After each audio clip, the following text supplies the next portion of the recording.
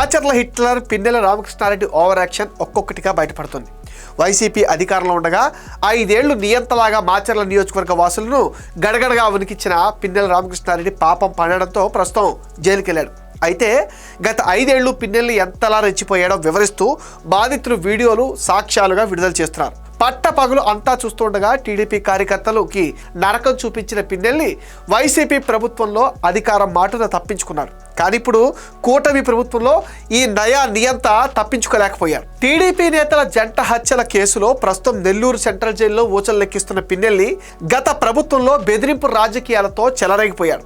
గత ప్రభుత్వంలో విప్పుగా పనిచేసిన పిన్నెల్ని ప్రజాప్రతినిధిని అని మరిచిపోయి ఓ వీధి రౌడీలాగా నాటి ప్రతిపక్ష నేత ప్రస్తుత ముఖ్యమంత్రి చంద్రబాబు కరకట్ట నివాసాన్ని కూల్చేస్తామంటూ పిచ్చి ప్రలాపనలు చేశాడు. ఓ జర్నలిస్టుకు ఇచ్చిన ఇంటర్వ్యూలో పిన్నెల్లి కరకట్ట పైన ముఖ్యమంత్రి నివాసం కోసం మాట్లాడిన వీడియో ప్రస్తుతం వైరల్ అవుతుంది.